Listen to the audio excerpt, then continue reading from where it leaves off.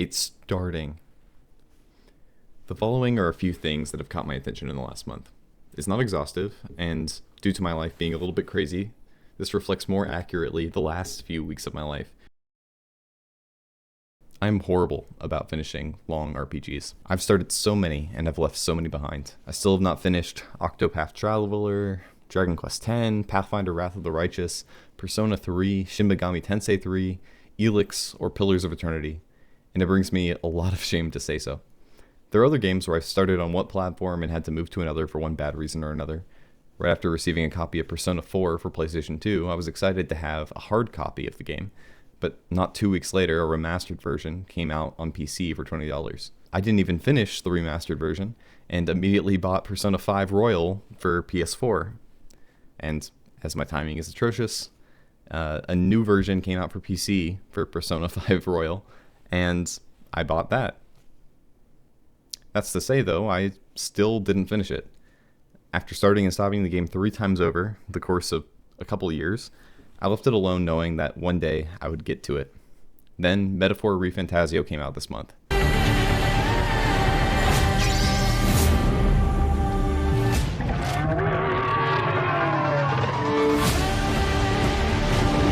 The hype was flowing through me, and I picked it up because my impulse control is very low, as you've already seen. And let me tell you, the game blew away any expectations I had out of the water. This surpassed everything that I had expected games to be. Is what I would be saying if I didn't feel like I had to finish business first. Through the guilt and shame of it all, I sat down and picked up from where I had left Persona 5 off and decided to see it through to the end. And let me tell you, I'm glad that I did. When I was in middle school, I remember dreaming up my dream game. Something like you played as a student, and day to day you would go to class and take on assignments and do your work and hang out with other students. And then at night you would go into dungeons and you would battle, and what you choose to do during the day would affect your stats at night, and there would be this fully meshed out leveling system. I honestly think I might have gotten a lot of these ideas from my really cool computer science teacher talking about Persona 3 to another student. But nonetheless, this game stuck in my mind for quite a while, and it was only when I found out about the Persona series that I realized that this was actually a real thing. And Persona 5 is everything that I wanted my dream game to be, and more. Persona 5 has style to the core, and almost nothing matches this. Every menu is a work of art, and it flows seamlessly. Music is wonderful, and is so catchy, and very rarely do you get tired of hearing it. Gameplay and narrative work hand in hand to tell a single story, a story of adults who abuse their power over others, and the young men and women who are desperate to find a way to make the world a better place. And the method to do this is to steal the desires of corrupted people. There are no evil people per se in Persona 5. That's not to say that people don't do some of the most detestable things that people do. But in each case, a person has put something wrong above the people they have responsibility over. Everyone is capable of great good and great evil, and each of us should recognize that this is a constant reality. It triggers a series of questions. Do you need to have your heart stolen? And if you do, how does that happen? There are jokes online that Persona is like if someone was trying to make a game to teach a very socially awkward child how to make friends. That's part of the reason I love it. The game is about connections, about how we can hurt one another, forgive one another, and even help to heal one another from deep trauma. Until the very end, I was amazed about how the writer seamlessly made something so weird, funny, wholesome, heartbreaking, and heartwarming. I'm excited to give Metaphor a shot in the next couple months. I say all of this like I've finished the game, but let me tell you, I've not. And that's because I'm working through the true ending, and I didn't expect it to take so long. I hope this doesn't sour your impression of the game, but I feel like I have to be honest here. The game, as much as I love it, and I think it's one of the best games I've ever played in my entire life, it overstays its welcome. Right now, my plan is to just pick it up every once in a while my wife is watching some sort of background TV show and kind of try to play out the last little bit of the story. Though I have reached the end of the original game. And throughout the entire time, I'm fascinated by this dynamic of what does good rebellion look like? Every single character is trying to break out of certain expectations the world puts on them, but then also tries to find out how to be their best selves in spite of this. It's definitely something that's been on my mind lately, and this game has been great as a counterpoint to help me meditate on some of these ideas. So I've really enjoyed this, and I heavily suggest it if any of you are interested. I normally do my best to find art to set as the background to my work PC, and historically I've used a variety of pictures, usually classical and religious art, Christ in the desert, the two crowns, and the death of Socrates. However, it was time for a change, and being October, I wanted to capture a bit of the October feeling. And out of nowhere, I remembered the work of Gustave Doré. While he has a few famous paintings, the works of art that have remained in the spotlight all these years have been his woodblock prints, depicting both scenes from the Bible and images from almost every canto of Dante's Divine Comedy, and a series of prints for Don Quixote. So, I got my copy, Divine Comedy here. So, just absolutely incredible. The level of detail, the atmosphere, it's unmatched. For this season, the Valley of Dry Bones is particularly apt. It's strange to say, I rarely feel awe when looking at paintings, and I hope to learn to appreciate the art form more. However, I don't think any art has struck me quite like Doré has in these dramatic pieces, especially when you consider that since these are prints, the light sections had to be carved away by hand out of wood before the production of the print. The skills of both Doré and his trusted carvers are on display here, and it blows me away to see these otherworldly settings filled with human emotions and drama. Also, if you like the pictures, there's a reason why they were made for these books. They're all pretty good. I'm a reluctantly cynical person. I don't feel comfortable in social settings often, and I usually doubt suggestions my friends make on art that I should pay attention to. One piece of advice I've received is that if two people recommend something that sounds bad, it's probably worth checking out. And after two friends of mine recommended a country metal band named after the famous actor Bill Murray, and that has a discography filled with songs like Absolutely Crankin' My MFing Hog and Fluoride in the Hard Seltzer Water, I'm ashamed to say I was somewhat skeptical.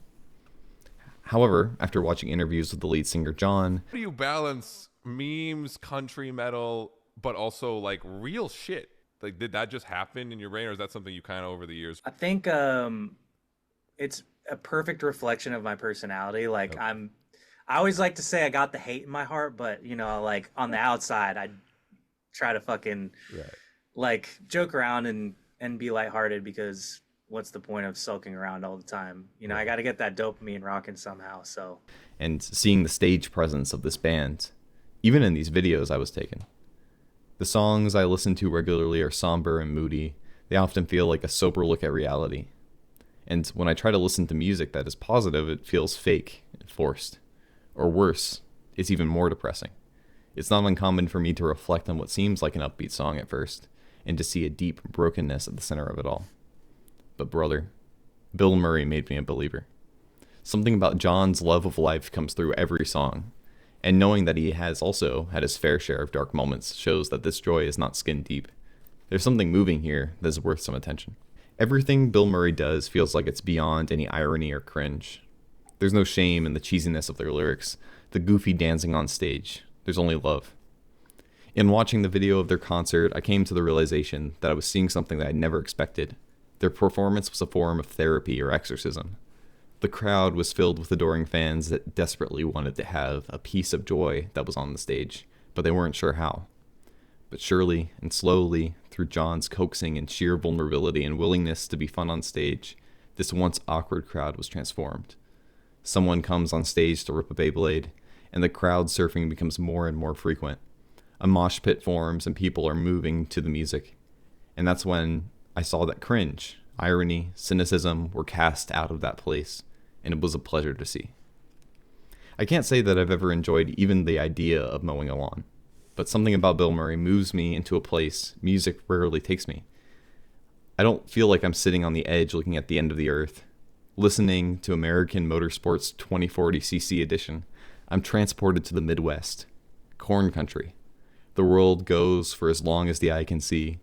Life is simple and beautiful if you can recognize it. This grinning and joking spreads from everything, from their music videos, a progressively bigger farming machinery, to the tours they go on. Right now, they're opening for Sleep Token on their EU tour. It's beyond words how funny this is, that just from the sheer difference in artistic tone. Thank you to both Chad and Neil for the introduction to this band, and to Bill Murray themselves. I can't wait to see what you do next. While I'm not sure why everyone and their mother seems to be making a new album this time of year, I can't complain. I've seen a season of growth in many of my favorite artists. Foxing's new self-titled album came out last month, and I was pleasantly surprised to see them make something that subverted my expectations for them yet again. Rat Boy released a new album, Suburbia Calling, and of course, Tyler the Creator released Chromacopia at the very tail end of this month. But I don't think I have time to talk about that. The new album I've been listening to is Charlotte by Montell Fish. And I know there may be some of you who are really interested in hearing what I thought of the album, and honestly, I think it's the best stuff Montell has made. He's been growing as an artist much in the last few years, and I'm cheering on his career. I love this album so much, I decided to write a script going over the last 3 albums, and it's going to be one of my next videos, so look out for that. However, while we're on the topic of Montell Fish, I was also able to attend his concert in Seattle this last month, and it was incredible. At my wedding, Talk to Me was our first dance, and I was amazed to hear him perform it live. Emotion drenches every part of his music, and his stage presence was incredible. I admire his love of the art. The crowd was fascinating to see too, and was significantly skewed to a younger crowd. Many kids from high school and early college. Some attendees were accompanied by their parents as chaperones. While I could have done with a few less phones out, I won't complain too much because how else will I have shown you this footage? It was amazing to see these young men and women dancing and singing in person. For many of these people, they spent a significant portion of their high school and or middle school remotely from their homes. This is the generation I most worry about on a semi-regular basis. And it was beyond encouraging to see even the tall, rowdy teens singing and smiling at one another. It was a place where everyone seemed connected, and I'm so grateful that I was able to be there for it. Now, I need to make sure I sound intellectual and I don't spend all day listening to music and playing Persona, so how about a book I listened to on my commute? At the beginning of this month, I received a comment on a video that recommended a book by G.K. Chesterton. If you know anything about me, I'm a huge enjoyer of Chesterton's work, so I found the audiobook and listened to it on the way to and from work. That book is The Man Who Was Thursday. The real challenge here is how to describe and talk about this book without spoiling the beautiful surprises that fill the novel. So I'm going to do my best, but I highly recommend checking the book out and seeing where it takes you. The novel starts with a debate between 2 philosophers. One is quite popular already, a red-haired gentleman by the name of Gregory, who is an avowed anarchist. When one day a new man shows up and challenges him, a blonde stranger with blue eyes. And over the course of a series of strange events, the pair finds themselves within an anarchist bunker beneath London. And that's only the first opening chapters. The full title of the novel is The Man Who Was Thursday, A Nightmare. And that's somewhat deserved.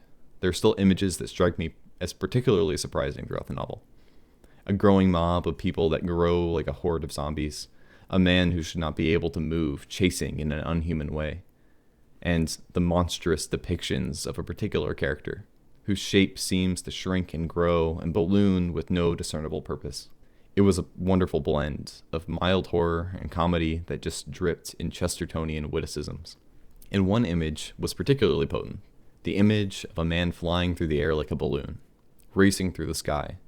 In the context of the story, there's a significant level of diverse reactions, some in tears of the beauty, the levity, and freedom, and others distressed by the same sight, even angry.